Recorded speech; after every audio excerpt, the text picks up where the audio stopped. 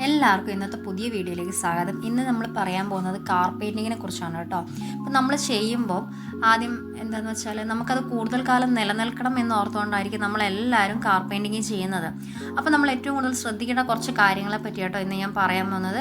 നിങ്ങൾ ഈ വീഡിയോയിൽ ഒരു വണ്ടി കാണുന്നില്ലേ, അത് ഞങ്ങളുടെ ഷോപ്പിൽ ഫുൾ ബോഡി പെയിൻറ്റിങ്ങിന് കൊണ്ടുവന്ന വണ്ടിയാണ്. കസ്റ്റമർ പറഞ്ഞത് പെയിൻറ്റ് ചെയ്താൽ മാത്രം മതി എന്നാണ്. പക്ഷേ ഇപ്പം നിങ്ങൾ അതൊരു കാണുമ്പോൾ ഒരു വൈറ്റ് ബോഡി ഫില്ലർ പോലെ അത് ഫുള്ള് ബോഡിയിലുണ്ടായ ചളുക്കുകളാണ്. ആ ചളുക്കുകൾ മുഴുവൻ നിവർത്തിയതിന് ശേഷം മാത്രമേ പെയിൻറ്റ് ചെയ്യാൻ പാടുള്ളൂ. എന്നാൽ മാത്രമേ അതിനൊരു പെർഫെക്റ്റ് ഔട്ട്പുട്ട് കിട്ടത്തുള്ളൂ. അതുപോലെ തന്നെ വണ്ടിക്ക് എവിടെയെങ്കിലും തുരുമ്പോ കാര്യങ്ങളോ എന്തെങ്കിലും ഉണ്ടെങ്കിൽ അവിടെ കട്ട് ചെയ്ത് നമ്മളവിടെ പ്രൈമർ അടിച്ചതിന് ശേഷം മാത്രമേ നമ്മുടെ കാറ് പെയിൻറ്റ് ചെയ്യാൻ പാടുള്ളൂ. എന്നാൽ മാത്രമേ അത് ലാസ്റ്റിംഗ് ആയിട്ട് നിൽക്കത്തുള്ളൂ.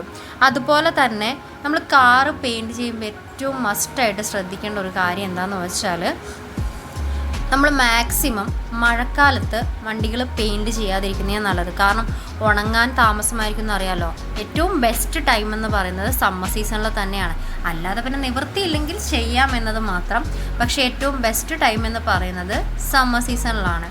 അതുപോലെ തന്നെ ഏറ്റവും കൂടുതൽ ശ്രദ്ധിക്കേണ്ട ഒരു കാര്യം, നമ്മൾ കാർ പെയിൻറ്റ് ചെയ്യുമ്പോൾ body wash, car full body wash ചെയ്തതിന് ശേഷം മാത്രമേ നമ്മൾ പെയിൻറ്റ് ചെയ്യാവുള്ളൂ.